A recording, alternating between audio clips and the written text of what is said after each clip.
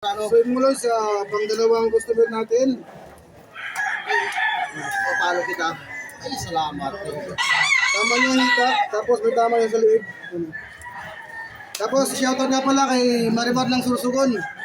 Yan, magkita-kita tayo sa May 7. Yan sa Bulusan, Sursugon.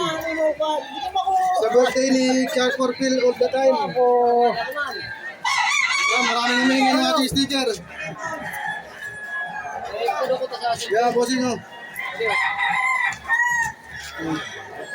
Kunti na lang ating natitira ng sticker. Ikaw lang tinulong pa ng kalaban nyo. Shoutout sa Team Marimar. Ganda doon na yun. Namulat tayo natin yung kanyang hita. Siguro mga 3 tahi lang to. Kasi medyo malikang na may tama sa laman. Pero sa balat niya medyo mahaba-haba yung tama.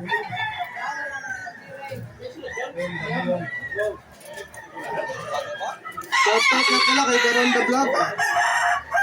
Sayang hindi tayo nanalo ng bigas. Sa parapol mo kagabi sa live. Pinulang ako ng isang number. Amo yan, Kuya Dok, ang sa Facebook mo. Veterinary yan, Kuya Dok.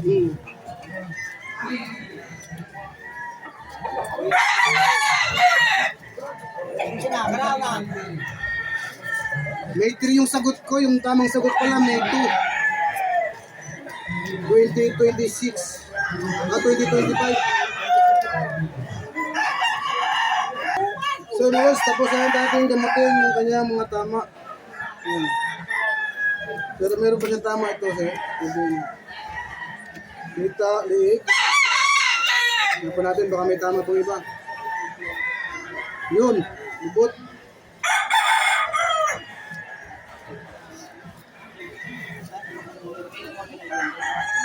Okay, wala na. Ayun, meron pa. Wala. So yung muna, siguro, daliri na lang yung tama niya. Dali na tayo matapos. Dali lang natin ito ng magkila.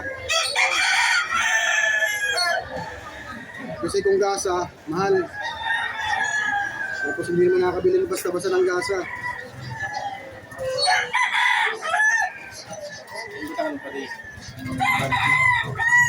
Gamot.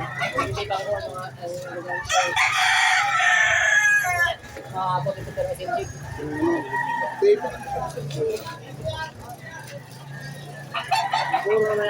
Finish.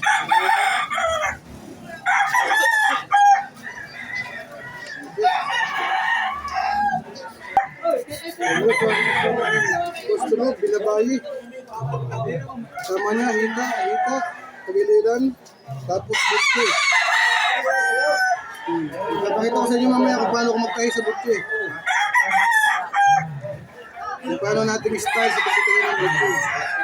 Kung hindi na, pwede siyang pakainin.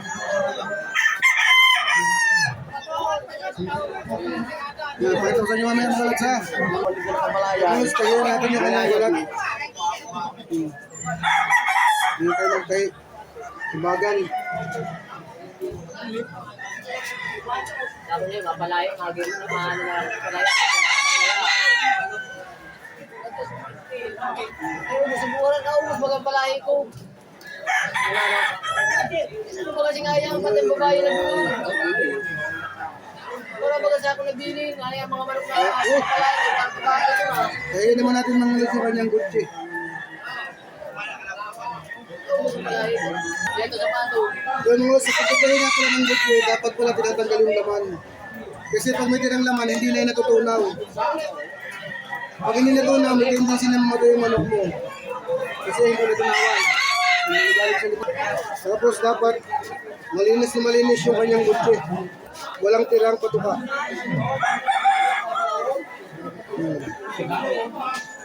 Hindi natin pwedeng i-zoom. Nakikita ni Dolometa yung katas. Hindi pagbanggit ng bawal. Lahat mo na tayo yung ugat. Tayo mo natin yung ugat nyo.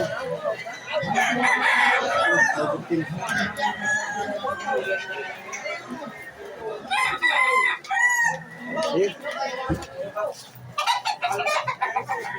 Tapos pwede natin siyang tahiin ng diretso.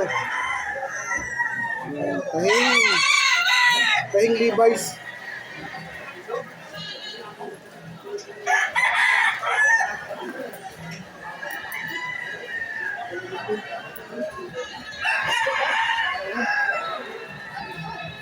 Ayan.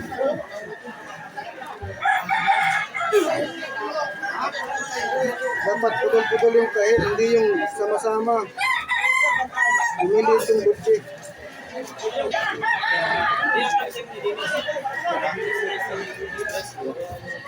Basta ikaw ang gusto ko mag-stress ka.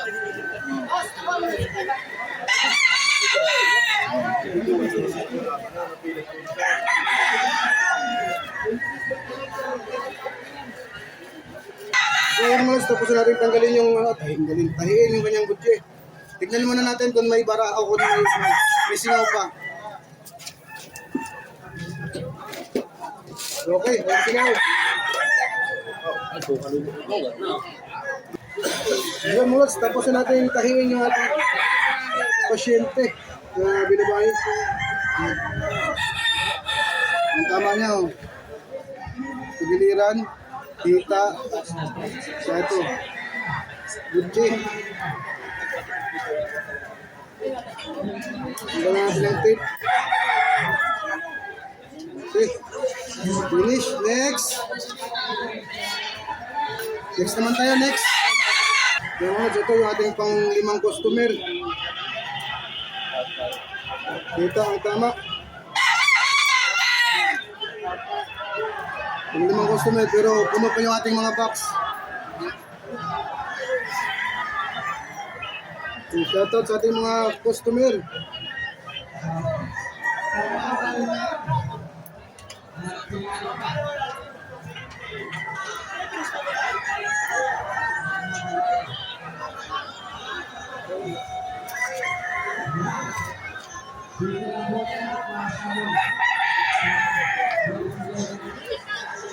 So mulos, tapos na natin tahiin yung laman niya.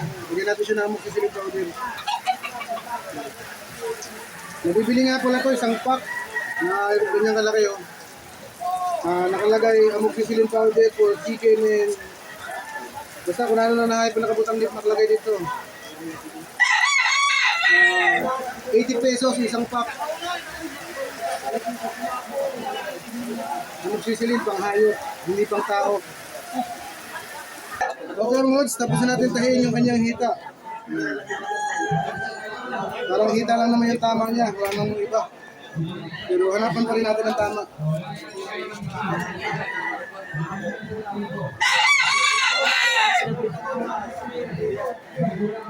Yun, meron pa. Ito, sa may dulo ng picture. Pero malit lang naman, balat lang yung tama. Hanggang natin ang balahibo. Tapos, linisan natin maganda yung sugat, yung walang matitirang dugo para hindi magbatal. Para hindi magkaroon ng pangkulit. Saka natin siya lagyan ng amoxicillin powder.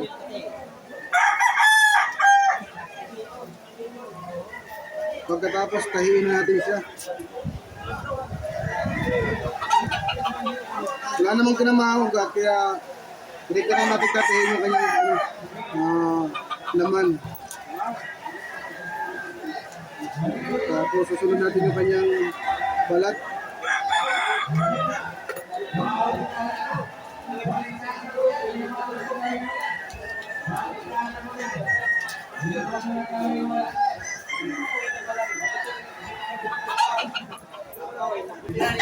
Kaya na natin yung kanyang balat. Sa balat naman tayo. Yung mga, mga 5 tayo o 6. Medyo mahinit. Mga likod. May ulan pa. Tumutulog sa pwesto natin. Bungal. Wala tayong sariling pwesto. Dito tayo nakapwesto sa sa cup house.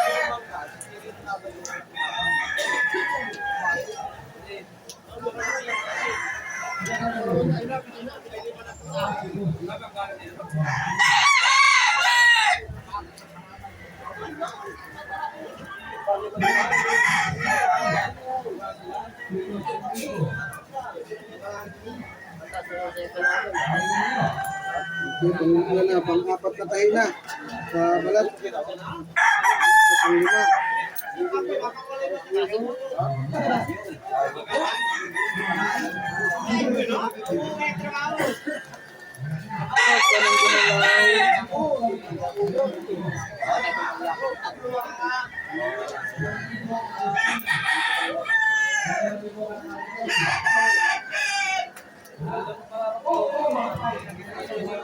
Okay, tapos natin tayo ng kanyang balat. Lagyan naman ko siya ng wigil.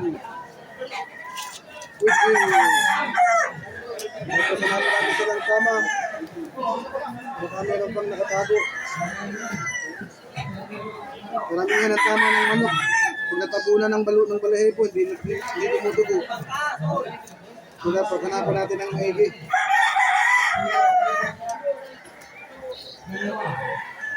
Okay, wala na. Kinain naman natin kanain. Antibiotic.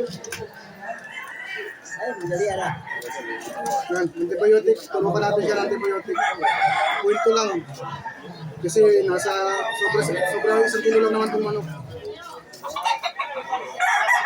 1.5 tayo pag mga 30 kilo na yung